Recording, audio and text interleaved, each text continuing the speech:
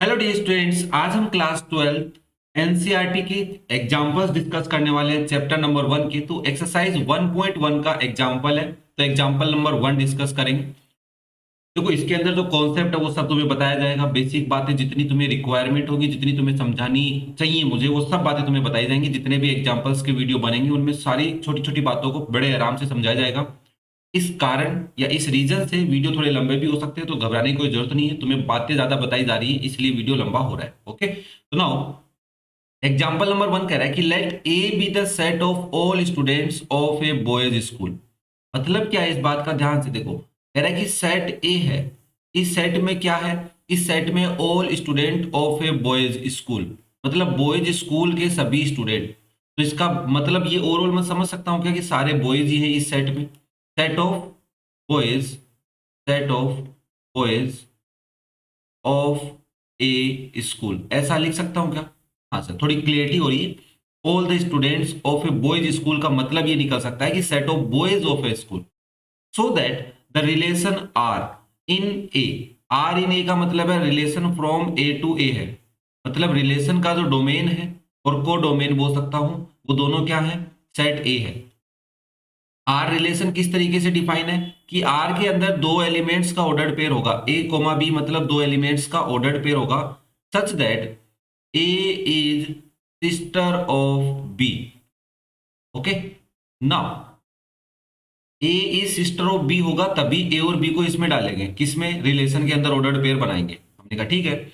Is the empty relation, ये जो relation है एम्प्टी है, क्यों? मैंने कहा देखो भाई, मैंने कहा कि रिलेशन में ऑर्डर्ड पेयर में क्या हो रहा है, ए इज सिस्टर ऑफ बी, मतलब ये जो ए है ये भी ए सेट से आना चाहिए और ये जो बी है ये भी ए सेट से आएगा, क्योंकि डोमेन और कोडोमेन क्या है, सेम है। तुमने कहा बट ए सेट में तो बॉयज ही हैं, गर्ल्स है ही नहीं। ओके, तो यहाँ पे दिक्कत ये थी कि ए सेट में बॉयज हैं, गर्ल्स नहीं हैं। तो इसका मतलब हम इसको कैसे रिप्रेजेंट करेंगे, हम यहाँ पे कहेंगे since set A is only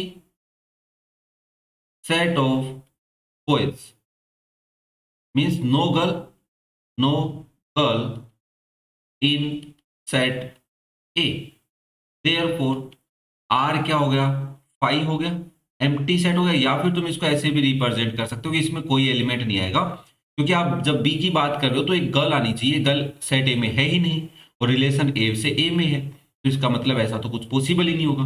that's why R is empty set. So R relation जो है is empty relation, empty relation. क्या ये बात समझ में आई? देखो बच्चा, तुम्हें पता होना चाहिए कि अगर ए सेट में 1 2 है तो आर जो रिलेशन है ए से ए में, तो आर सेट के एलिमेंट्स क्या क्या है, अगर कोई कंडीशन नहीं है तो 1 1 भी उसमें है, 1 2 भी उसमें है, ठीक है, 2 1 भी है और 2 2 भी है।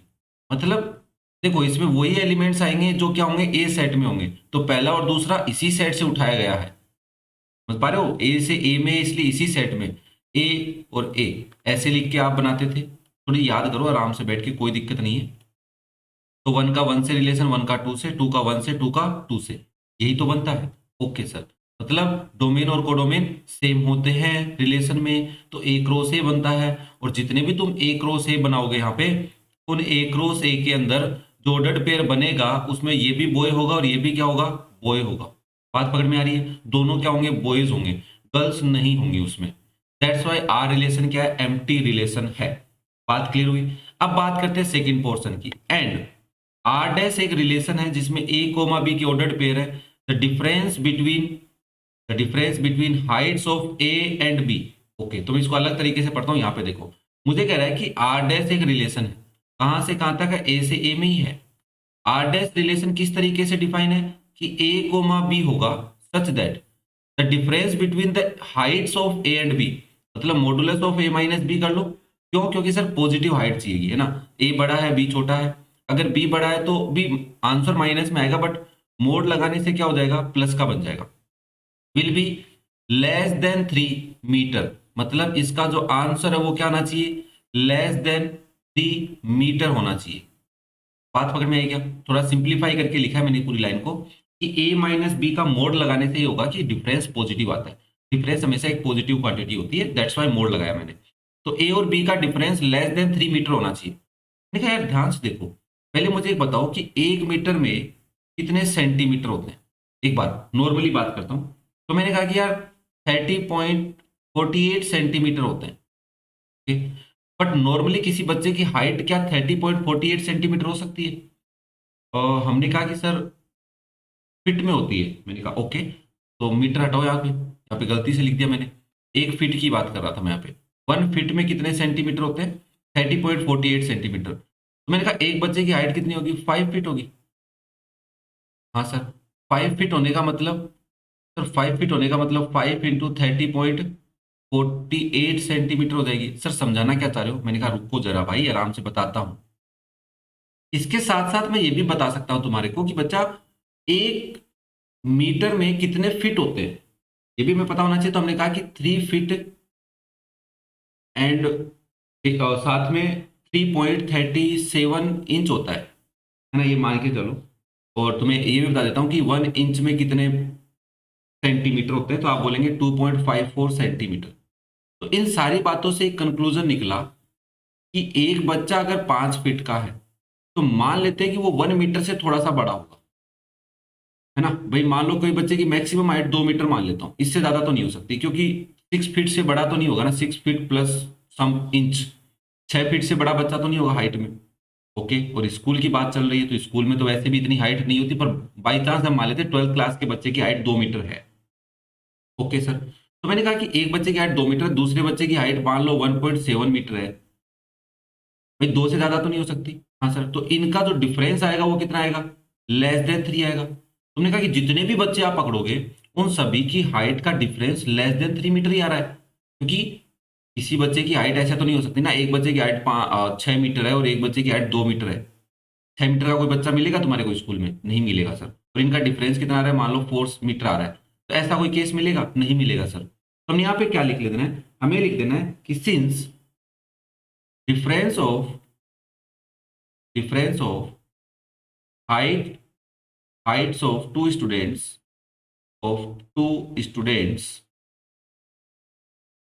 in a school is less than 3 metre. Obviously बात है ना, ठीक है ना, ये बात नॉर्मल बात है, समझने वाली बात है कि ऐसा कोई रेयर केस ही कोई बच्चा मिलता है जो बहुत लंबा होगा, है ना। ज्यादा से ज्यादा 7 फुट का हो सकता है ना अपने पास, 7 फीट से ज्यादा तो नहीं होगा। तो 7 से मल्टीप्लाई कर लो सेंटीमीटर के अकॉर्डिंग। तुम इस डेटा को लिख के एकदम ऑब्जर्वेशन करना, नॉर्मली ज्यादा कंक्लूजन नहीं है इस चीज में। सीधी सी बात ये निकल के आई है कि इसका मतलब आर टेस्ट जो एक रिलेशन है वो क्या होगा? सर देखो, एक रो से निकालोगे आप, एक रो से में किन बच्चों को लोगे? मैंने कहा सभी बच्चों को लेना पड़ेगा, जितने भी बच्चे ए सेट में हैं सभी का ऑर्डर पेयर बनेगा ऐसे करके। एक रो से इनफाइनाइट हो सकता है? नहीं हो सकता, क्योंकि बॉयज लिमिटेड होंगे। तो आर डैश जो होगा वो इक्वल हो जाएगा ए क्रॉस ए के, मतलब A cross A Cartesian product of two sets के इक्वल आ गया। और जब ये कोई भी रिलेशन अगर जिस सेट पे डिफाइन है उसके कार्टेशियन प्रोडक्ट के इक्वल आ जाता है, तो इसको हम बोल देते हैं यूनिवर्सल रिलेशन। ओके, तो so R dash is a universal relation. क्या बात में यूनिवर्सल रिलेशन कब होता है? ध्यान से इस पॉइंट को नोट कर लेना कि अगर कोई रिलेशन जिस सेट पे डिफाइन है उस सेट के कार्टेशियन प्रोडक्ट के इक्वल आ जाए, तो हम उस रिलेशन को यूनिवर्सल रिलेशन बोल देते हैं। ओके, तो इसमें कोई बेसिक बातें थी, हमें दो बातें पता चली हैं यहाँ पे नॉर्मली कि रिलेशन को लिखते कैसे हैं, उसमें से हम डेटा को कैसे ऑब्जर्व करते हैं, डोमेन क्या होता है, कोडोमेन क्या होता है। अगर तुमने इतनी बातें सीखी हैं तो धीरे धीरे तुम्हें सारे क्वेश्चन समझ में आ जाएंगे। सारे एग्जाम्पल मैंने बता रखे हैं, टेंशन मत लिया करो। नाउ एग्जाम्पल नंबर 2 की बात करते हैं। एग्जाम्पल नंबर 2 में कह रहा है कि let T be the set of all triangles in a plane. T एक सेट है all triangles in a plane, किसी भी प्लेन में आपने जितने भी ट्राइंगल तुम बनाओगे सारे ट्राइंगल, मतलब मैं ऐसे बोल सकता हूँ कि ऑल ट्राइंगल्स, जितने भी ट्राइंगल आपके स्केलेन हो गए, इक्विलेटरल हो गए, आइसोसेलेस हो गए, जितने भी ट्राइंगल है सारे के सारे ट्राइंगल। तो हमने कहा ठीक है भाई साहब, सॉल्यूशन में हम सबसे पहले लिखेंगे सेट टी क्या है? Set of all triangles in a plane, किसी भी प्लेन में जितने भी ट्राइंगल है सबका सेट है T set, with R a relation in T. तो मतलब रिलेशन आर जो है वो फ्रॉम टी टू टी है, such that T to T है। रिलेशन किस तरीके से डिफाइन है, कह रहा है कि T1 कोमा T2 का ऑर्डर्ड पेयर बनेगा कब, जब T1 is congruent to T2। T1 जो ट्राइंगल है वो कॉन्ग्रुएंट होगा T2 के। इस बात को तुम ऐसा भी लिख सकते हो T1 कॉन्ग्रुएंट T2। ठीक है ना। अब बात समझने वाली बात क्या है यहाँ पे, सर ये जो रिलेशन है ये कैसा होगा, मतलब इसके अंदर जो एलिमेंट्स होंगे वो कैसे होंगे, तो मैं कह रहा है R is an equivalence relation. Relation R जो वो आपका इक्विवेलेंस है ये शो करो। तो देखो अगर कोई रिलेशन इक्विवेलेंस है तो इसका मतलब वो रिलेशन रिफ्लेक्सिव भी है बच्चा, क्या है, रिफ्लेक्सिव भी है, वो रिलेशन सिमेट्रिक भी है, और वो रिलेशन क्या है आपका, ट्रांजिटिव भी है। ये तीन बातें होंगी तभी आप उस रिलेशन को क्या बोल सकते हो, इक्विवेलेंस बोल सकते हो। अब तुम्हें पहले पता होना चाहिए कि रिफ्लेक्सिव होने का मतलब क्या है। देखो अगर रिफ्लेक्सिव है तो हम चेक करेंगे फोर रिफ्लेक्सिव, क्या है रिलेशन रिफ्लेक्सिव है, तो रिफ्लेक्सिव की कंडीशन होती है कि जितने भी एलिमेंट्स हैं जो डोमेन में बिलोंग करते हैं, जिस सेट पे रिलेशन डिफाइन है, तो अगर मान लो कोई भी टी जो बिलोंग करता है, मान लो T1 जो बिलोंग करता है टी सेट से, ओके, तो T1 कोमा T1 उसी का डबलेट बोल सकता हूं मैं, T1 कोमा T1 बिलोंग करना चाहिए रिलेशन में, तभी तुम बोल पाओगे जितने भी ऑल टी बिलोंग करते हैं किस में बच्चा, जिस सेट पे रिलेशन डिफाइन है उसके सारे एलिमेंट्स का डबलेट किस में होना चाहिए, रिलेशन में होना चाहिए। मतलब अगर मान लो एक सेट ए है जिसमें 1,2 है और रिलेशन ए से ए में डिफाइन है, और आपको शो करना है कि रिलेशन क्या है, रिफ्लेक्सिव है, तो आर सेट में क्या क्या होना चाहिए, जितने भी एलिमेंट्स है सबका डबलेट, मतलब 1,1 भी रिलेशन में होगा और 2,2 भी, तभी आप इस रिलेशन को क्या बोल सकते हैं, रिफ्लेक्सिव बोल सकते हैं। तो मैंने कहा अगर इफ, लेट कर लेता हूं यहां पे, इफ बोल सकते हैं, लेट कर सकते हैं, let all T1 belongs to T, जितने भी ट्राइंगल है वो क्या है, टी में बिलोंग कर रहे हैं। मान लिया मैंने स्मॉल टी ले लो, T1 से कंफ्यूजन हो रहा है तो स्मॉल टी ले लो। यहाँ पे मैंने कहा कि स्मॉल टी है, कोई भी एन नहीं बोल सकते हो, सारे बोल सकते हो, सारे टी जो किस में बिलोंग कर रहे हैं, ट्राइंगल में, तो वो खुद का तो क्या होगा भाई साहब, खुद के कॉन्ग्रुएंट होंगे कि नहीं होंगे, कोई भी ट्राइंगल ले लो खुद के तो कॉन्ग्रुएंट होते हैं, all triangles are congruent to itself या आवरसेल्फ, खुद के तो हम बोल सकते हैं देयरफॉर, इस कंडीशन के अकॉर्डिंग मैं बोल सकता हूं कि टी कोमा टी का जो ऑर्डर्ड पेयर होगा वो रिलेशन में जरूर मिलेगा, क्योंकि रिलेशन की डेफिनेशन ये करेगी कोई ट्राइंगल अगर दूसरे ट्राइंगल के कॉन्ग्रुएंट है तो उसका ऑर्डर्ड पेयर बना देंगे।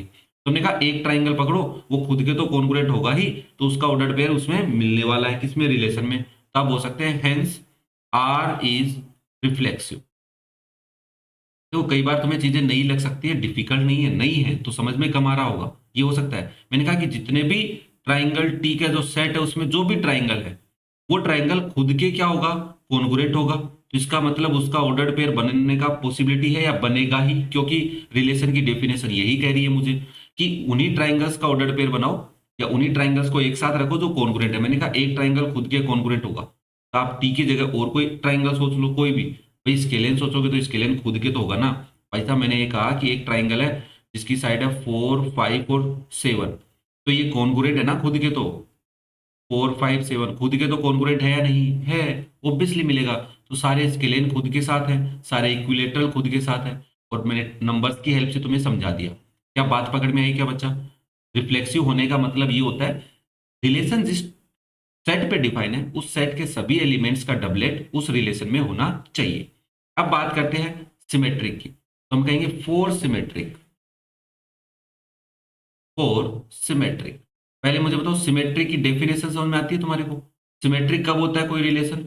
अगर हमने कहा कि इफ, अगर ए कोमा बी रिलेशन में है, मान लो ए कोमा बी क्या है, रिलेशन में है, देन इसका उल्टा मतलब बी कोमा ए बी क्या होना चाहिए, रिलेशन में होना चाहिए, तब तुम उस रिलेशन को क्या बोल सकते हो, सिमेट्रिक बोल सकते हो। मतलब अगर मान लो मैंने कहा कि ए सेट है बच्चा जिसमें 1,2,3 है, और आपने कहा कि relation from A to A है, और रिलेशन के अंदर मैंने कहा बच्चा 1,2 है, तो आपने कहा कि सर अगर 1,2 है तो 2,1 भी उसमें होना चाहिए।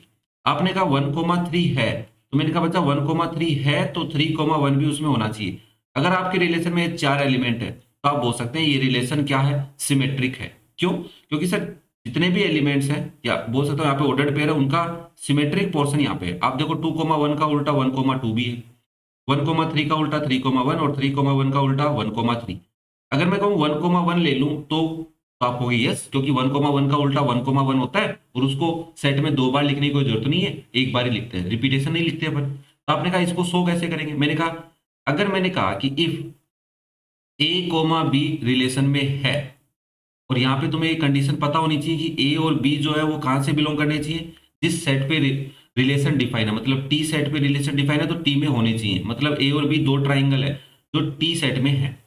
तो मैंने कहा अगर ए और बी रिलेशन में है तो इस बात का मतलब है कि ए जो ट्राइंगल है वो कॉन्करेंट है ट्राइंगल बी के। हाँ सर, इस बात का मतलब तो यही है। कोई चीज रिलेशन में कब होगी, ए और बी का ऑर्डर पेयर रिलेशन में कब होगा, जब वो दोनों आपस में क्या होंगे बच्चा, कॉन्करेंट होंगे। तो क्या मैं ऐसा बोल सकता हूँ कि बी ट्राइंगल है वो कॉन्करेंट है ए के? हाँ सर, कोई दिक्कत नहीं है भाई, ए कॉन्करेंट है बी के, तो आप बोल सकते हो बी कॉन्करेंट है ए के। मैंने कहा बी और ए आपस में कॉन्करेंट है तो बी कोमा ए का ऑर्डर पेयर भी रिलेशन में होगा। देन हम ये बोल सकते हैं देयरफॉर ये होगा according to definition of relation, अगर कोई दो ट्राइंगल कॉन्करेंट है तो उनका ऑर्डर पेयर रिलेशन में होगा। अब देखो हमने कहा कि ए कोमा बी कोई भी दो ट्राइंगल पकड़ो वो रिलेशन में हैं तो उनका उल्टा भी रिलेशन में होगा, क्योंकि वो आपस में आगे पीछे करने से भी कॉन्ग्रुएंट रहेंगे। आपने कहा हाँ कोई बड़ी बात तो नहीं है, तो मैंने कहा हेंस ए कोमा बी है तो बी कोमा ए भी है। ये सभी ट्राइंगल्स जितने भी ट्राइंगल टी सेट में हैं उन सभी के लिए एप्लीकेबल है, तो आप लिखेंगे हेंस आर इज सिमेट्रिक। क्या बात पकड़ में आई थोड़ी थोड़ी? मेरे साथ साथ मैं एग्जाम्पल के साथ भी चल रहा हूँ क्योंकि ये वाली बात समझ में आनी चाहिए तुम्हारे को, इस पे क्वेश्चन ज्यादा आएंगे, ये बेसिक नॉलेज वाले हैं, तुम्हें इसकी प्रोसेस को समझना है। अब बात करते हैं ट्रांजिटिव की। तो मैंने कहा फोर ट्रांजिटिव, पहले ट्रांजिटिव की कंडीशन बताओ, ट्रांजिटिव कब होते हैं कोई भी रिलेशन। तो आपने कहा कि देखो ट्रांजिटिव की कंडीशन ये है कि इफ ए कोमा बी अगर क्या है रिलेशन में है, एंड इसके साथ साथ बी कोमा सी भी रिलेशन में है। देखो ये ऑर्डर्ड पेयर है, फिर इस ऑर्डर्ड पेयर में कॉमन क्या है इन दोनों में, इसका दूसरा एलिमेंट उस ऑर्डर्ड पेयर का पहला एलिमेंट है।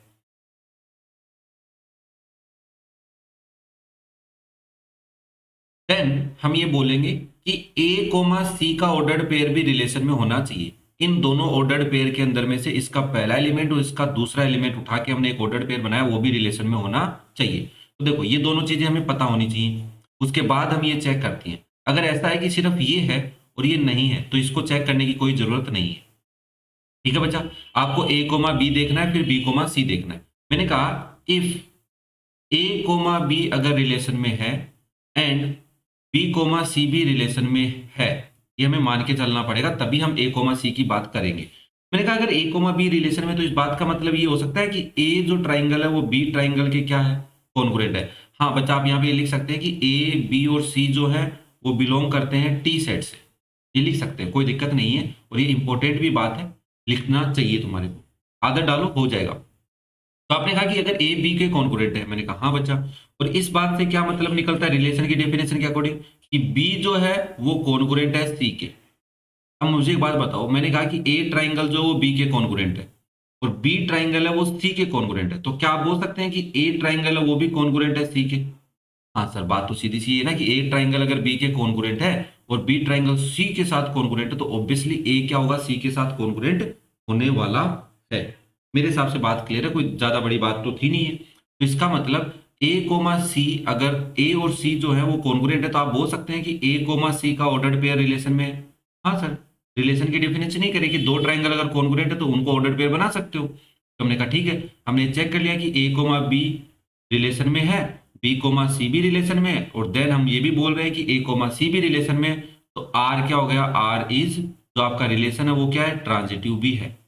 अब आपने ये शो कर दिया कि आर जो है वो रिफ्लेक्सिव भी है, since relation R is reflexive, symmetric and transitive.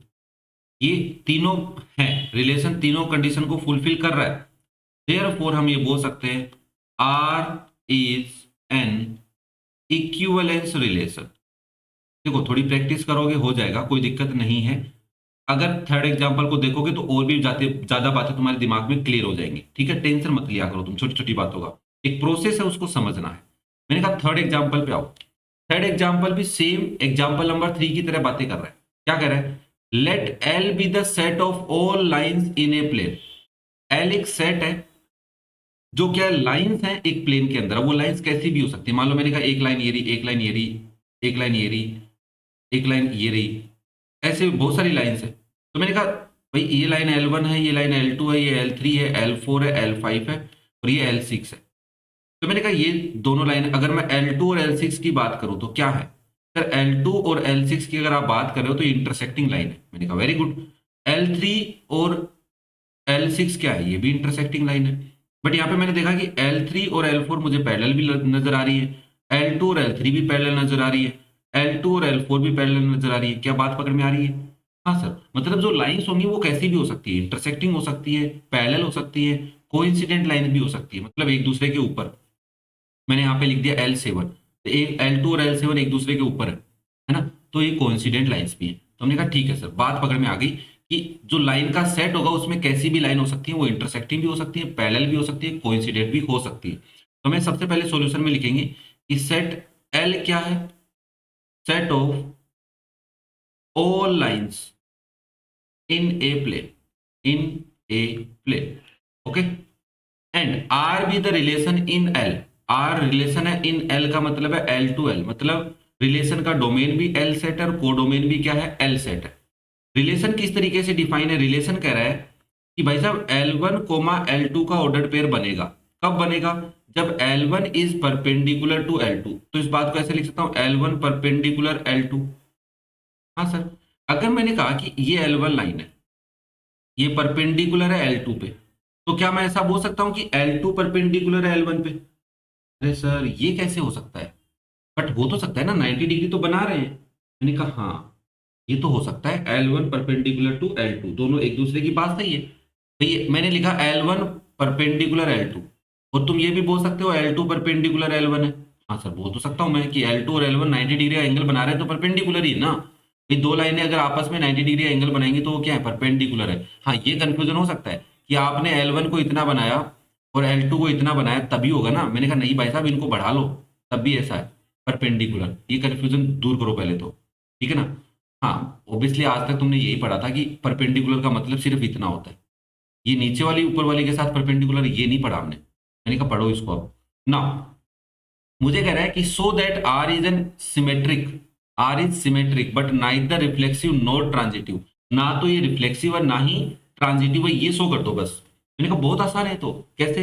मैंने कहा फोर ट्रांजिटिव, पहले मैं रिफ्लेक्सिव की बात कर लेता हूँ। फोर रिफ्लेक्सिव प्रोसेस, देखो इनका जो पैटर्न है उसके अकॉर्डिंग चलोगे तो तुम्हारे को आगे वाले क्वेश्चनों में दिक्कत नहीं आएगी। मैंने कहा फोर रिफ्लेक्सिव, अगर मैं बात करूं इसकी रिफ्लेक्सिव की, तो आप बोलेंगे रिफ्लेक्सिव क्या कहता है, if L belongs to L then L comma L belongs to relation. अभी हम बोल सकते हैं कि रिलेशन रिफ्लेक्सिव है, कि सारे एलिमेंट्स जो L सेट में है उनका डबलेट किस में होना चाहिए, रिलेशन में होना चाहिए। मैंने कहा let all L belongs to capital L. जितने भी एल बन सकते हैं, जितने पॉसिबल है, जितनी लाइनें पॉसिबल है, वो सारी लाइनें किसमें, रिलेशन सेट एल में है। मैंने कहा कोई लाइन खुद के साथ परपेंडिकुलर हो सकती है क्या? सर ये लाइन है, ये खुद के साथ परपेंडिकुलर कैसे होगी, ये तो पॉसिबल नहीं है ना। तो मैंने कहा नहीं पॉसिबल तो नहीं है। अगर एक लाइन खुद के साथ परपेंडिकुलर नहीं है तो इसका मतलब उनका ऑर्डर्ड पेयर रिलेशन में भी बिलोंग नहीं करेगा, क्योंकि रिलेशन में तो वही ऑर्डर्ड पेयर या वही लाइनों का ऑर्डर्ड पेयर लेना है जो आपस में क्या हो, परपेंडिकुलर हो। मैंने कहा एक लाइन खुद के साथ तो परपेंडिकुलर नहीं हो सकती, ये बात तो पॉसिबल है, या ऐसा तो हम समझ सकते हैं। मैंने कहा हाँ, तो देयरफॉर आप बोलोगे कि R इज नॉट रिफ्लेक्सिव। एक लाइन खुद के साथ परपेंडिकुलर नहीं हो सकती, इसलिए उसका ऑर्डर्ड पेयर नहीं बनेगा, डबलेट नहीं बनेगा। डबलेट बोलते हैं इनको, एक जैसे एलिमेंट होने को डबलेट बोलते हैं, ऑर्डर्ड पेयर को डबलेट वाला ऑर्डर्ड पेयर ऐसे समझ लो। तो वो रिफ्लेक्सिव तो नहीं है। अब बात करते हैं सिमेट्रिक की, तो मैंने कहा फोर सिमेट्रिक, फोर सिमेट्रिक, और सिमेट्रिक ये रिलेशन है, ये हमें शो करना है। मैंने कहा सिमेट्रिक की कंडीशन क्या होती है, सिमेट्रिक कहता है इफ ए कोमा बी अगर रिलेशन में है then B comma A must be in relation. तो हमने कहा माना हमने कि लेट, या इफ बोल दो सीधा कि इफ L1 L2 लिखने की बजाय मैं ए कोमा बी लिख रहा हूं जो रिलेशन में है, where A comma B belong कर रहे हैं लाइन वाले सेट से। ए और बी दो लाइनें हैं। मैंने कहा अगर ए कोमा बी रिलेशन में है, इस बात का मतलब क्या बचा? तो आपने कहा कि सर ए जो लाइन है वो परपेंडिकुलर है बी लाइन पे। देन क्या मैं ऐसा लिख सकता हूं कि बी जो लाइन है वो भी परपेंडिकुलर ए पे? हाँ सर लिख सकते हो। मैंने कहा ये लाइन ए है, परपेंडिकुलर है बी लाइन पे, तो मैं ऐसा बोल सकता हूँ कि बी लाइन भी परपेंडिकुलर है ए पे। ये बात तुम्हें समझनी पड़ेगी। तो आपने कहा ठीक है सर, अगर बी लाइन ए पे परपेंडिकुलर है तो मतलब बी और ए का ऑर्डर पे रिलेशन में प्रेजेंट हो सकता है, पॉसिबल है? हाँ सर है। तो हमने कहा ओके, देन आप बोल सकते हो आर इज सिमेट्रिक। कोई भी दो लाइन ले लो, वो अगर एक दूसरे के साथ परपेंडिकुलर हैं तो उनका ऑर्डर पेयर रिलेशन में होगा। तो हमने बस उसको थोड़ा रिवर्स करके लिखा है, ये प्रोसेस है। ओके, अब बात करते हैं ट्रांजिटिव की। तो मैंने कहा फोर ट्रांजिटिव रिलेशन ट्रांजिटिव हो, इसकी कंडीशन क्या होती है? तो आपने कहा कि रिलेशन ट्रांजिटिव होने के लिए हमें पता होना चाहिए कि if A comma B relation में है और इसके साथ साथ बी कोमा सी भी रिलेशन में है, देन हमें ये चेक करना है कि क्या ए कोमा सी रिलेशन में है। अगर ये है तो ट्रांजिटिव है, अदरवाइज नहीं है। तो हमने मान के चल रहे हैं कि if A comma B in relation and B comma C also in relation, तो इसका मतलब है ए जो है वो परपेंडिकुलर है बी पे, और इस बात का मतलब है बी जो है वो परपेंडिकुलर है सी पे।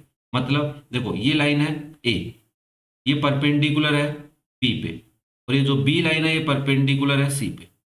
तो मुझे बताओ ए और सी का कोई रिलेशन दिख रहा है तुम्हारे को? सर दिख तो नहीं रहा।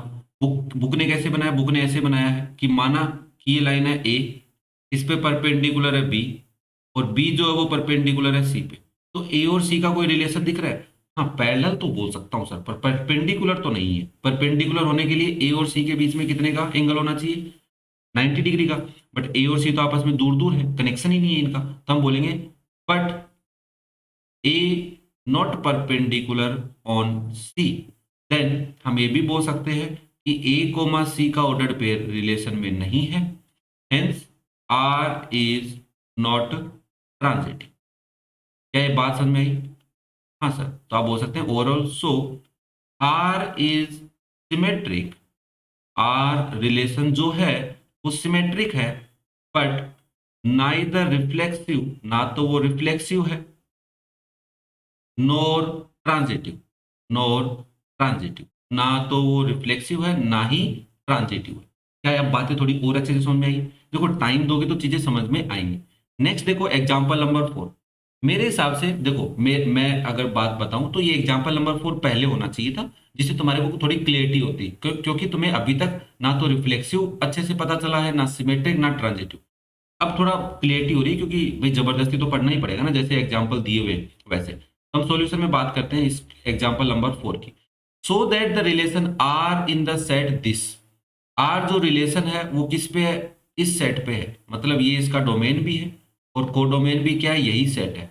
देखो अगर कभी कोई सेट पे रिलेशन डिफाइन होता है और तुम्हें डायरेक्ट सेट गिवन होता है तो लेट कर लिया करो कि लेट ए सेट है वो रिलेशन 1 2 3 है। जिसे हमारे पास ये वाली लाइनें लिखने की बजाय हम ये लिख देंगे आर फ्रॉम ए टू ए। ठीक है ना? तो इस बात से हम थोड़ा दूर हटने की कोशिश करें, क्योंकि कभी सेट बड़ा आ जाएगा तो। हाँ ये बात तो सही है सर आपकी। मैंने कहा ठीक है। रिलेशन क्या है?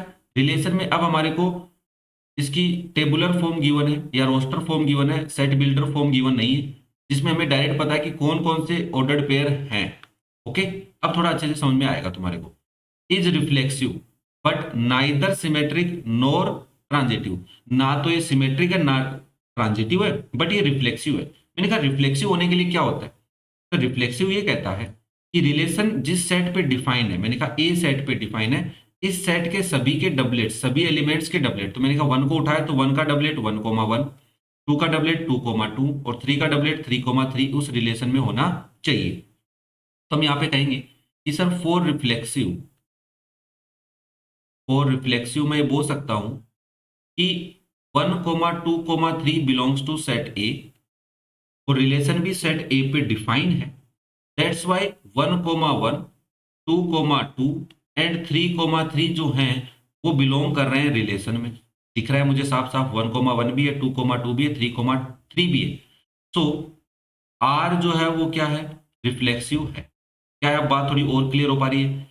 जितने भी एलिमेंट्स उस सेट में होने चाहिए जिसपे रिलेशन डिफाइन है, हैं और उनके डबलेट रिलेशन में है तो आप उस रिलेशन को रिफ्लेक्सिव बोल सकते हो। अब बात करता हूं मैं फोर सिमेट्रिक। क्या ये रिलेशन सिमेट्रिक है? देखो सर, सिमेट्रिक की डेफिनेशन समझाओ पहले, मैं बार बार बताऊंगा ताकि तुम्हारे को याद हो जाए। If A comma B in relation then B comma A must be in relation. तो आपने कहा देखो सर, 1,1 का उल्टा 1,1 होता है, रिलेशन में है भाई। रिलेशन में आप ऐसे थोड़ा ना लिखोगे 1,1,1,1 ऐसे थोड़ा ना लिखोगे।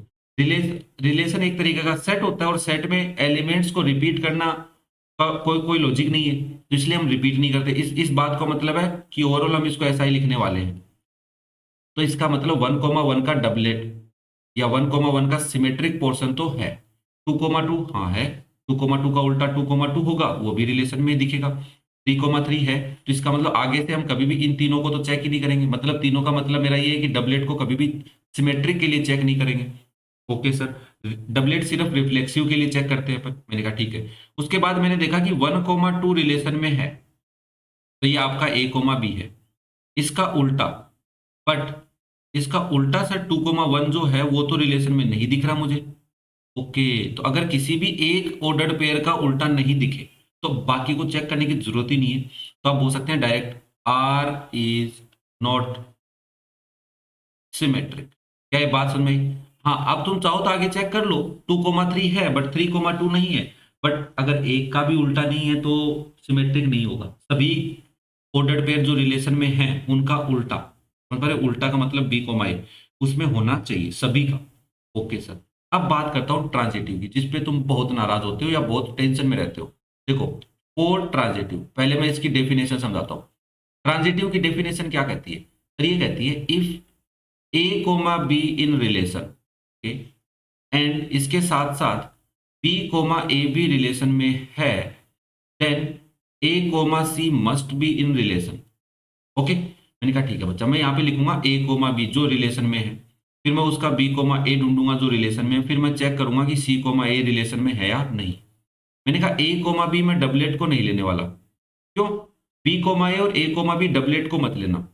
क्यों नहीं लेना? क्योंकि सर देखो, अगर आपने 1,1 को A, B माना तो 1 से देखो दूसरा एलिमेंट 1 है, 1 से स्टार्ट होने वाला और कोई ऑर्डर पेयर है? एक तो 1,1 ही है, दूसरा 1,2 है।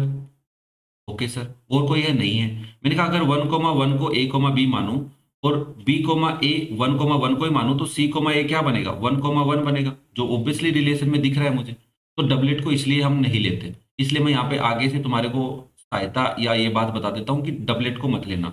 अब दोबारा डबलेट को किसी दूसरे एलिमेंट के साथ भी मत लेना। क्यों? देखना, 1,1 अगर आपका A, B है और B, A क्या 1,2 है, B, C लिखना था यहाँ पे, B, C।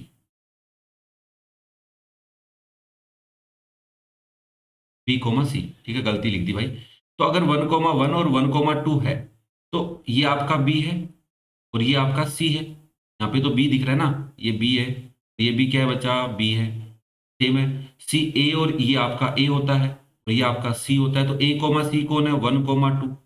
क्या 1,2 रिलेशन में है? हाँ सर।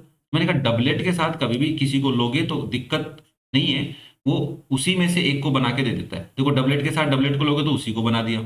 अब डबलेट के साथ आपने दूसरा कोई ऑर्डर पे लिया तो इसी को क्या बना के देगा? वो A, C। इसलिए हम डबलेट को नहीं लेते। मेरे हिसाब से बात क्लियर हो गई होगी। इसको मैं इरेज नहीं करता हूँ, रखे रहने दो। अब बात करते हैं तो क्या लिया सर हम? मैंने कहा डबलेट के अलावा और कोई पकड़ो। आपने पकड़ लिया 1,2 को A, B, तो B, C 2 से स्टार्ट होने वाले ऑर्डर पे लाओ। तो आपने कहा 2,3 और 2,2 आएगा, उसको हम लेंगे नहीं। मैंने कहा अगर ये आपका A, B है, आपका B, C है, तो A, C कौन बनेगा? 1,3। क्या ये रिलेशन में है? ओहो सर, ये तो रिलेशन में नहीं है। अगर किसी भी A, B और B, C से आपका A, C बनता है, सभी एलिमेंट्स के लिए चेक करना होता है, तो आप उसको देखो। अगर नहीं है तो R इज नॉट ट्रांजिटिव। अब आप कहोगे सर आपने आगे वाले को तो चेक ही नहीं किया। मैंने कहा हाँ, मुझे 2,3 को चेक करना चाहिए, बट अभी मेरे को यहाँ पे नोट मिल गया है तो मैं आगे चेक नहीं करूंगा। अदरवाइज मैं 2,3 को पकड़ूंगा और 2,3 अगर मेरा A, B है तो B, C कौन बनेगा? 3,3 बनेगा। तो इससे तो सर 2,3 बनने वाला है, कोई दिक्कत नहीं है। कौन? A, C। इसलिए हम आगे चेक इसलिए नहीं कर रहे क्योंकि हमारे को एक नोट वाला मिल गया। ओके, तो इसकी वजह से हमने समझा दिया इसको कि देखो भाई रिफ्लेक्सिव है, ना तो सिमेट्रिक है और ना ही ट्रांजिटिव है। देखो यहाँ पे मैंने समझाया कि ना तो सिमेट्रिक है और ना ही ट्रांजिटिव है, बट ये रिफ्लेक्सिव है। अब मेरे हिसाब से थोड़ी बातें तुम्हारी ज्यादा क्लियर होने लग गई होंगी और तुम्हारे को थोड़ा मजा भी आने लग गया होगा। और ऐसे मजे तुम्हें पूरी एक्सरसाइज में या पूरी क्लास 12 के एग्जांपल्स में मैं तुम्हें जरूर दूंगा। ओके, नेक्स्ट देखो example number 5। So that the relation R in the set Z of integers given by, देखो जेड एक इंटीजर का सेट होता है, R in the set Z है मतलब रिलेशन है, तो हम सबसे पहले सॉल्यूशन में बोलेंगे जेड क्या है, सेट ऑफ इंटीजर्स होता है। मैं लिख रहा हूं बस, कोई जरूरी नहीं है इसको लिखो तुम, बट तुम्हें पता होना चाहिए इंटीजर्स होता है। Relation from Z to Z है। क्या ये बात भी क्लियर है? हाँ सर ये बात भी क्लियर है। मैंने कहा अब देखो रिलेशन किस तरीके से डिफाइन है। रिलेशन कह रहा है कि रिलेशन में ए कोमा बी के ऑर्डर पेयर मिलेंगे such that two divides a minus b, two divides a minus b. इस बात का मतलब ये है कि भाई साहब ए माइनस बी को टू से डिवाइड होना पड़ेगा तभी आप उसको ले पाओगे। मैंने कहा पहली बात तो ये क्या है, एक इनफाइनाइट सेट है, आया ना?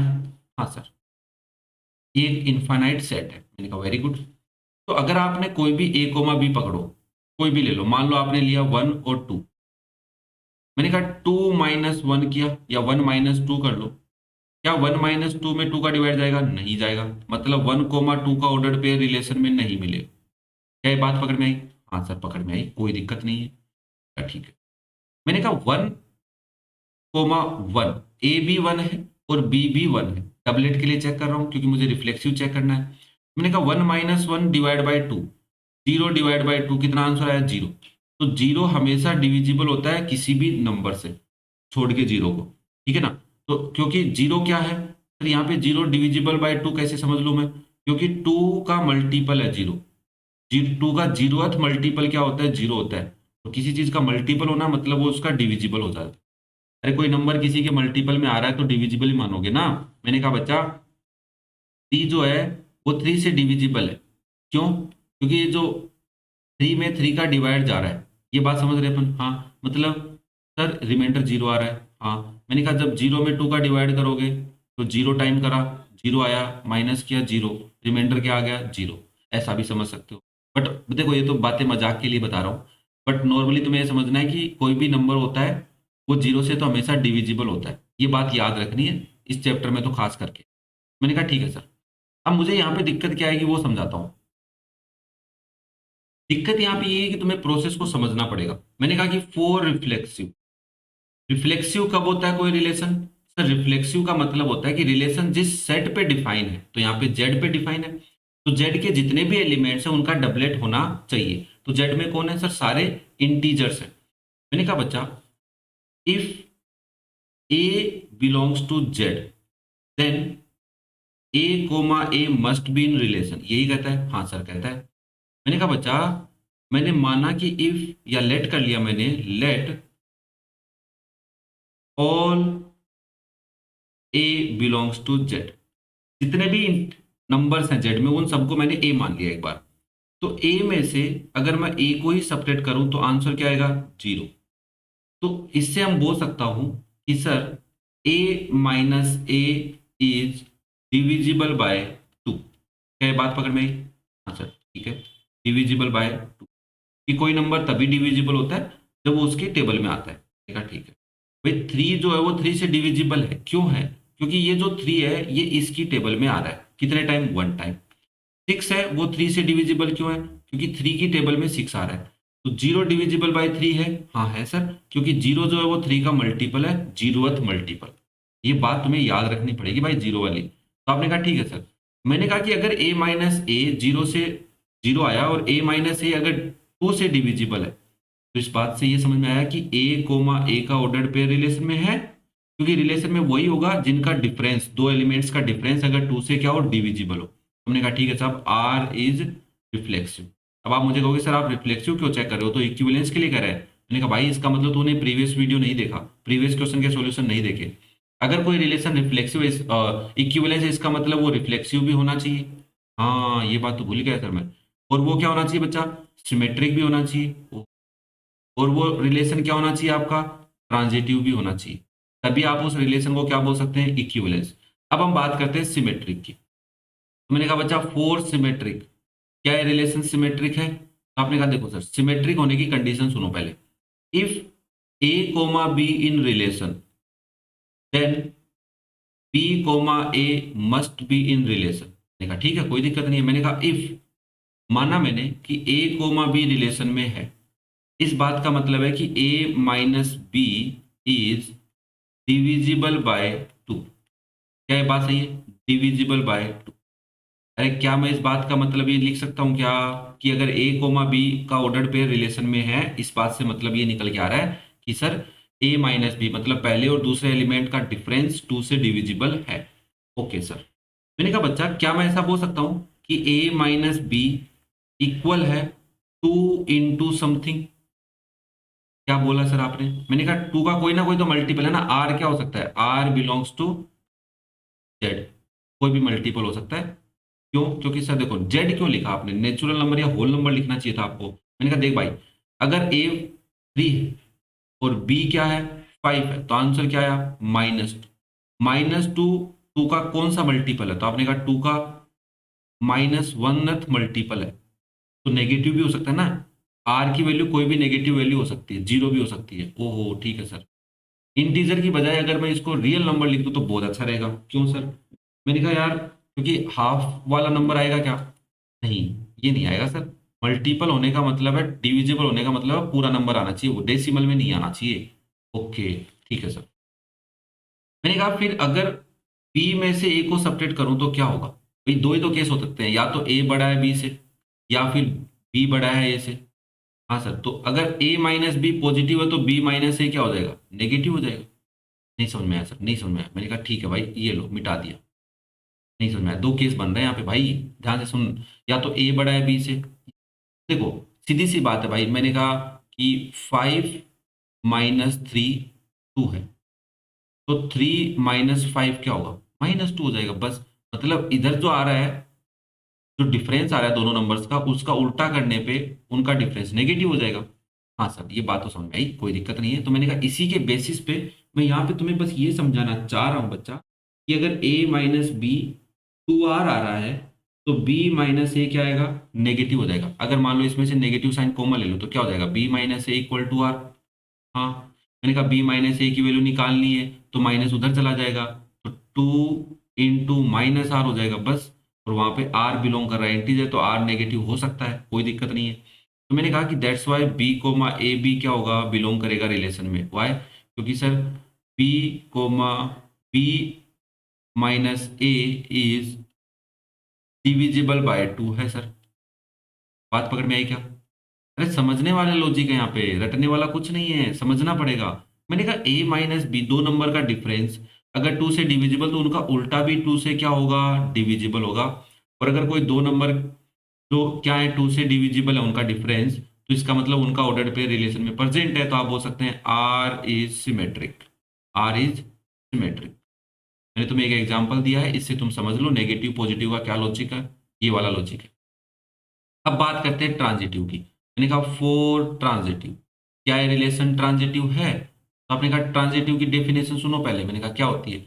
आपने कहा if A comma B in relation and B comma a also in relation, then a comma c must be in relation. तो ए कोमा सी भी रिलेशन में होना चाहिए। मैंने कहा ठीक है भाई, मैंने मान के चल रहा हूं कि ए कोमा बी रिलेशन में है और इसके साथ साथ बी कोमा ए भी रिलेशन में है। अगर ओनली ए कोमा बी रिलेशन में, तो आपका ए कोमा सी तो चेक करने का लॉजिक ही नहीं है, दोनों चीजें साथ में रिलेशन में होनी चाहिए। आपने कहा ठीक है। मैंने कहा इस बात का मतलब है कि ए माइनस बी करने पे 2 × समथिंग आ रहा है, और इस बात का मतलब है कि बी, यहाँ पे मैं वापस से ए ही लिख रहा हूँ बच्चा, गलत लिख रहा हूँ, यहाँ पे सी लिखना पड़ेगा अपने को। सी आएगा यहाँ पे, ठीक है ना।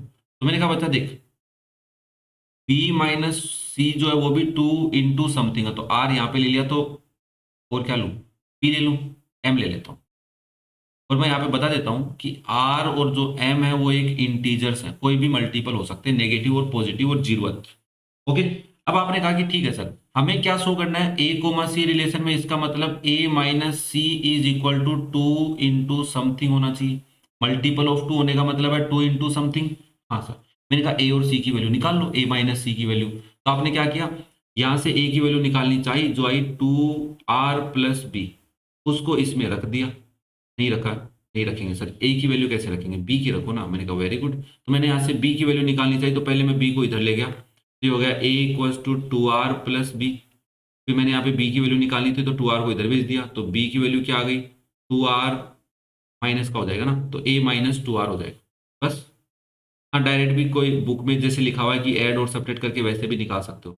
मैंने कहा ये b की वैल्यू यहाँ रख देता हूँ, तो a minus 2r minus c equal 2m, और मुझे तो a माइनस सी चाहिए, तो 2r को उधर भेज दूंगा, तो 2m प्लस 2r, और a minus c equal 2 common ले लो, m प्लस r।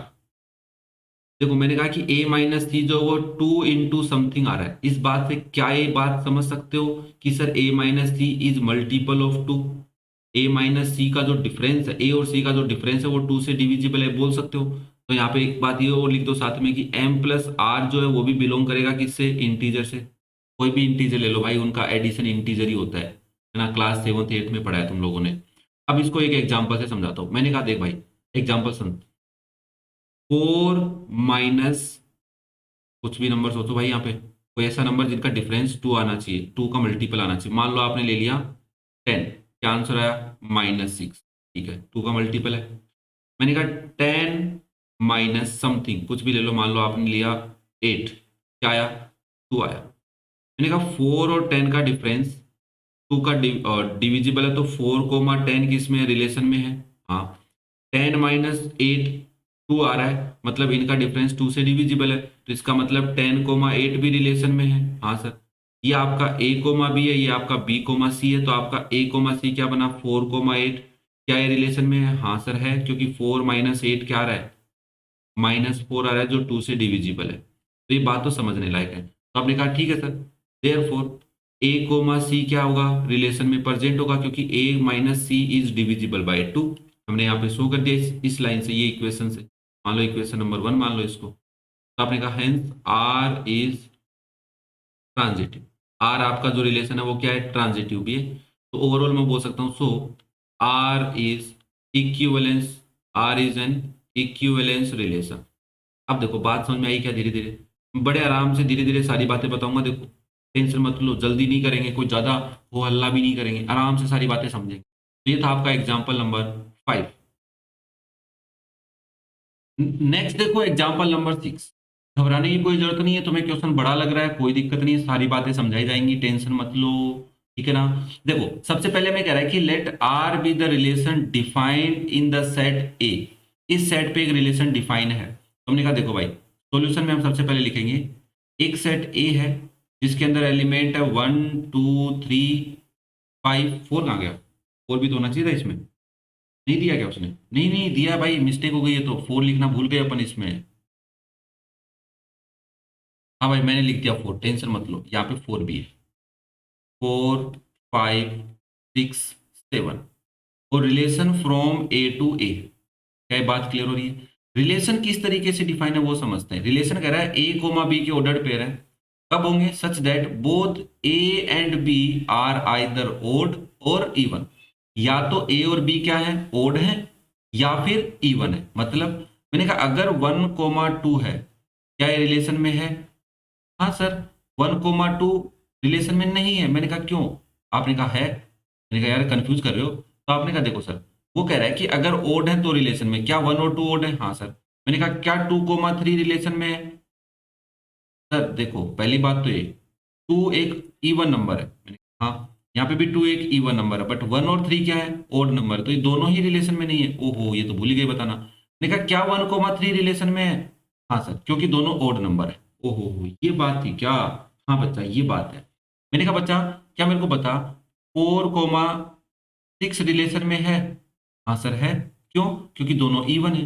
क्या 4 5 रिलेशन में है, नहीं, क्यों नहीं है सर, क्योंकि मैंने कहा 4 इवन है 5 ओड है। वो कह रहा है ए और बी या तो ओड हो या फिर इवन हो, तभी रिलेशन में होंगे। क्या ये बात पकड़ में आ रही है, हाँ सर बात तो समझ में आ रही है थोड़ी थोड़ी, कि दोनों नंबर ए और बी दोनों या तो इवन ले लो या फिर दोनों क्या ले लो, ओड ले लो, तभी वो ऐसा पॉसिबल कर पाएंगे। आपने कहा ओके सर समझ में आ गया, अब तो कोई लॉजिक नहीं बेटा इसमें क्वेश्चन में, मतलब यहां तक तो, यहां तक बात पकड़ में आई क्या? A comma B ordered pair relation में कब होगा? जब A and B are either odd और इवन, या तो ओड हो या फिर इवन हो। बोथ लिखना भूल गए क्या? चलो बोथ लिख देते हैं, ये लो मन खुश कर दिया तुम्हारा। हमने कहा कि अगर ए और बी या तो ओड हो तभी रिलेशन में डाल सकते हो, या फिर दोनों क्या होने चाहिए, इवन होने चाहिए। अब तुम चाहो तो आर रिलेशन को लिख सकते हो, बहुत बहुत बड़ा हो जाएगा, ठीक है ना, तो मैं नहीं लिख रहा, ठीक है ना। रिलेशन देखो अभी तो सेट बिल्डर फॉर्म है, तुम चाहो तो इसकी रोस्टर या टेबुलर फॉर्म लिख सकते हो भाई। कैसे? सर देखो रिलेशन में मैं क्या लिख सकता हूँ, रिलेशन में मैं लिख सकता हूँ 1,1 रिलेशन में होगा। हाँ सर होगा, क्यों? 1 और 1 क्या है, ओड है। क्या 2,2 रिलेशन में होगा? हाँ सर 2 और 2 इवन है। क्या 3,3 रिलेशन में होगा? हाँ बच्चा, क्योंकि 3 और 3 क्या है, ओड है। 4,4 रिलेशन में, हाँ सर दोनों ओड इवन है। हाँ या ना बोलो। 5,5 ऐसे चलते जाएगा, तो ऐसे लिखना नहीं है, बस समझा दिया मैंने तुम्हें। ऐसे बहुत सारे नंबर्स आने वाले हैं, ज्यादा तो नहीं आएंगे बट बहुत सारे आएंगे, इसलिए मैं नहीं लिख रहा। Now so that R is an equivalence relation, R एक इक्विवेलेंस रिलेशन है, ये शो करना है। तो मुझे क्या शो करना है? मुझे इसको रिफ्लेक्सिव, सिमेट्रिक और ट्रांजिटिव शो करना है सर। अभी कर देता हूं, देखो मैंने कहा कि फोर रिफ्लेक्सिव, ये रिलेशन रिफ्लेक्सिव है, इसका मतलब क्या है? तो देखो रिफ्लेक्सिव होने का मतलब है ये होता है कि रिलेशन जिस सेट पे डिफाइन है उस सेट के सभी एलिमेंट्स का डबलेट रिलेशन में होना चाहिए। तो हमने कहा देखो let all A belongs to A. अब यहां पे देखो दो केस हो सकते हैं, या तो ए और बी क्या हो, ए क्या हो, ओड हो, या फिर इवन हो। तो मैंने कहा here A is may be odd और even, but according to definition of relation A चाहे ओड हो तो ये खुद के साथ रिलेशन में हो सकता है अगर ओड है तो, या फिर ये इवन है तब भी खुद के साथ रिलेशन में हो सकता है। क्या ये बात पकड़ में आ रही है? अरे भाई अगर मैंने कहा ए ओड है तो क्या ए कोमा ए रिलेशन में होगा, ओड कोमा ओड रिलेशन में होगा? हाँ सर वो कह रहा है या तो दोनों ओड होने चाहिए या फिर इवन। मैंने कहा अगर ए इवन है तो ए कोमा ए रिलेशन में होगा, हाँ सर होगा। देयरफॉर आप बोल सकते हो आर इज रिफ्लेक्सिव, मतलब ए सेट के सभी एलिमेंट्स का डबलेट रिलेशन में मिलेगा ही मिलेगा, क्योंकि या तो इवन को उठा के ला रहा है या फिर ओड को। अगर वो ऐसा कर देता A is even B is odd, तब नहीं हो पाता, क्योंकि ए और बी अगर आप मान रहे हो ओड है, ए ओड है, तो ए कोमा ए रिलेशन में नहीं मिलता, क्योंकि दूसरा क्या चाहिए, इवन चाहिए होता उस टाइम पे जब हम ए और बी को अलग अलग मानते हैं। बट यहाँ पे वो कह रहा है या तो ओड हो दोनों या फिर इवन। अब बात करते हैं सिमेट्रिक की। मैंने इसको थोड़ा इरेज कर दिया है, लास्ट में समझाऊंगा, जो नीचे वाली ग्रीन वाली बात है वो बाद में बताएंगे। फोर सिमेट्रिक, क्या है रिलेशन सिमेट्रिक है?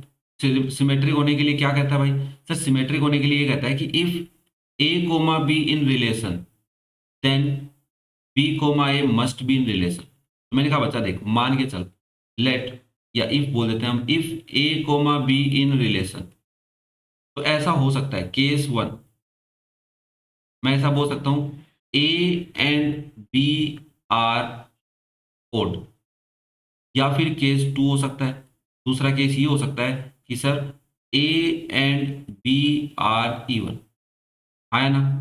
हाँ सर, तो मैंने कहा क्या मैं ऐसा बोल सकता हूं कि b and a are odd? हाँ सर बोल, इसमें क्या दिक्कत है सर, आगे पीछे तो क्या, तो इसका मतलब बी कोमा ए का ऑर्डर्ड पेयर बना सकता हूँ जो रिलेशन में होगा। हाँ सर, अरे इवन लिख देता हूँ, ओड लिख दिया, चलो यहाँ पे ओड लिख देता हूँ। क्या मैं ऐसा बोल सकता हूँ कि ए कोमा बी अगर ओड है तो बी कोमा ए भी ओड होंगे? हाँ सर, तो रिलेशन में मिलेगा। मैं कह रहा हूँ अगर ए और बी इवन है तो मैं ऐसा बोल सकता हूँ कि b and a are even. हाँ इसमें क्या दिक्कत है सर, है तो दोनों इवन ही ना। मैंने कहा बच्चा इसका मतलब बी कोमा ए रिलेशन में मिलेगा। अब आप कहें सर थोड़ा ज्यादा समझ में नहीं आया, ज्यादा समझो। मैंने कहा देख इसका एक एग्जाम्पल पकड़ता हूँ। मैंने कहा कि ओड का एक एग्जाम्पल लिया 3,5 रिलेशन में है, तो क्या मैं ऐसा लिख सकता हूँ 5,3 भी रिलेशन में? तो आपने कहा क्यों नहीं लिख सकते सर, दोनों यहाँ पे भी ओड है यहाँ पे भी ओड है, लिख सकते हो। मैंने कहा इवन का एग्जांपल समझ। मैंने कहा 2,4 अगर रिलेशन में है तो क्या मैं ऐसा बोल सकता हूँ कि 4,2 भी रिलेशन में होगा? हाँ सर, बोल क्यों नहीं सकते, 2 और 4 इवन है, 4 और 2 भी इवन है, कोई भी नंबर पकड़ो उसका डबलेट तो उसका जो सिमेट्रिक पोर्शन है वो तो जरूर मिलेगा उस रिलेशन में, क्योंकि वो भी क्या है, इवन है, ओड है। बात पकड़ में आ रही है क्या? तो आप बोलेंगे हेंस आर इज सिमेट्रिक। मैंने तुम्हें दोनों केस लेके दिखाए हैं, ऑड और इवन दोनों की, टेंशन मत लिया करो। अब बात करते हैं अपन ट्रांजिटिव की। बहुत अच्छा सा क्वेश्चन बनेगा। फोर ट्रांजिटिव, क्या ये रिलेशन ट्रांजिटिव है? तो मैंने कहा सुनो भाई, देखो ट्रांजिटिव होने का मतलब ये होता है, कंडीशन बता दो पहले तुम्हें।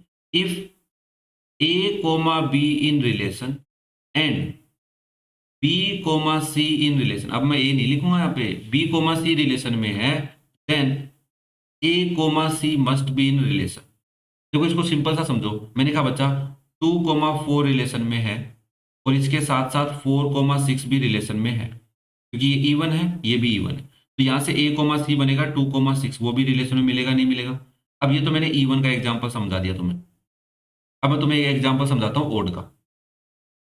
चीजें समझनी बहुत आसान है, तुम खुद ही मुश्किल कर लेते हो। मैंने कहा देख बच्चा, 1,3 अगर रिलेशन में है और 3,7 रिलेशन में है, तो आप बोल सकते हो क्या 1,7 भी रिलेशन में होगा? जरूर बोल सकते हैं। क्यों? क्योंकि सर 1 और 7 भी ओड हैं, तो जरूर मिलेंगे रिलेशन में। ए कोमा सी है यहाँ पे, देखो ये रहा ए, ये रहा सी, देखो 1,7, ये ए है और ये सी है 2,6 रिलेशन में। तो आप इसको कैसे लिखेंगे? हमने कहा if A comma B in relation and B comma c in relation. इस बात का मतलब ये हो सकता है, केस बनेगा यहाँ पे केस 1, केस फर्स्ट क्या बनेगा, अगर ए और बी क्या है, ओड है, a and b, a b c तीनों ही लिख देता हूँ फिर तो भाई, अगर ए और बी ओड है तो सी भी ऑब्वियसली ओड ही होगा ना। मैंने कहा a b and c are odd, अगर ऐसा है तो आप बोलेंगे सर ए और बी ओड है, a and B are odd, और बी कॉमा सी अगर रिलेशन, इस बात का मतलब है b and c are odd. Okay, तो क्या आप बोल सकते हैं a and c are odd? क्या ये बोल सकते हैं? देन हम ये बोल सकते हैं सर, तो मैंने कहा इसका मतलब ये हुआ कि ए कोमा सी रिलेशन में। ओके सर, बात खत्म, टेंशन नहीं है। मैंने कहा केस 2 क्या बनेगा, मैं इस एग्जांपल को रेज कर रहा हूँ, तुम लिख लेना अपनी नोटबुक में अगर किसी को कंफ्यूजन होता है। देखो ऑब्वियसली नई चीजें हैं तो थोड़ा सा डिफिकल्ट लग सकता है तुम्हारे को, मैं बस साथ साथ में एग्जाम्पल लेके धीरे धीरे बता रहा हूँ। मैंने कहा केस 2 क्या होगा? केस 2 ये हो सकता है सर कि a b and c are even, ये तीनों इवन नंबर है, तभी ए बी और बी सी क्या है, रिलेशन में है। तो इस पहले वाले केस का मतलब ये है कि अगर ए कोमा सी रिलेशन में है तो बात का मतलब ये होगा कि a and c are even है। फिर मैंने कहा कि बी कोमा सी भी अगर रिलेशन में है, तो इस बात का मतलब ये है कि b and c are even, ये दोनों क्या है, इवन है। तो ओवरऑल देन मैं ये बोल सकता हूँ बच्चा कि a comma c are even या a and c are even, a and c are even, क्या ये बोल सकता हूँ? तो आपने कहा यस सर बोल सकते हो, इसमें तो कोई बड़ी बात है ही नहीं। तो मैंने कहा इसका मतलब ये भी हुआ कि ए कोमा सी रिलेशन में। तो दोनों केस में हमारा ये समझ में आया कि ए कोमा सी रिलेशन में, तो आप बोलेंगे आर इज ट्रांजिटिव। आर जो रिलेशन है वो क्या है बच्चा, ट्रांजिटिव है। तो हेंस अगर आर सिमेट्रिक भी है, रिफ्लेक्सिव भी है, ट्रांजिटिव भी है, तो R is an equivalence relation. पहला पोर्शन तो खत्म हो गया इस क्वेश्चन। मेरे हिसाब से बात पूरी पल्ले पड़ गई होगी, तुम्हारे को समझ में आ गई होगी। फिर भी कोई छोटा मोटा डाउट है तो कमेंट करके पूछ लेना, ठीक है ना। अब बात करता हूं मैं इसके सेकंड पोर्शन की। सेकंड पोर्शन में क्या कर रहा है, further so that all the elements of the subset 1357, 1357 इस सेट ए का सबसेट है, ठीक है ना, are related to each other. मतलब आपके पास एक सबसेट है, ध्यान से बड़े आराम से समझो, छोटा सा लॉजिक है, कोई बहुत बड़ी बात नहीं है। मैंने कहा एक सबसेट है, क्या है, 1357, इसके एलिमेंट्स रिलेटेड हैं एक दूसरे के साथ। देखो 1 और 3 क्या आपस में रिलेटेड है, रिलेशन में है। रिलेटेड होने का मतलब रिलेशन में है, तो आपने कहा यस 1 एंड 3 आर ओड।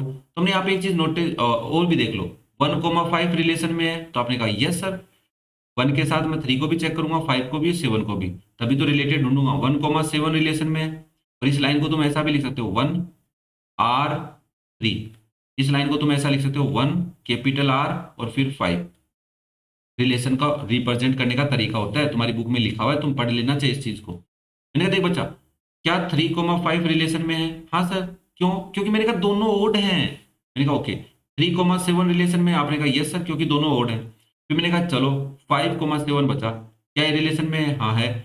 अब तुम चाहे इनका उल्टा लिख लो, 3,1, 5,1, 7,1, 5,3, 7,3 और 7,5 सब रिलेशन में मिलेगा क्योंकि सारे ओड नंबर ही हैं, आपस में रिलेटेड है। तो हमने कहा कि yes, all elements are related to each other because all the elements are odd. मैं यहाँ पे लिख देता हूँ, all elements are odd, so they are in they are related to each other। Reason समझ में आया क्या?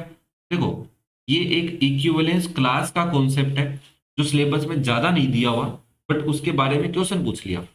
मैंने कहा कि जो भी सबसेट होगा इस सेट का, जिस सेट पे रिलेशन डिफाइन होता है, उस सबसेट में ऐसे ही एलिमेंट होंगे जो रिलेशन को सेटिस्फाई करेंगे।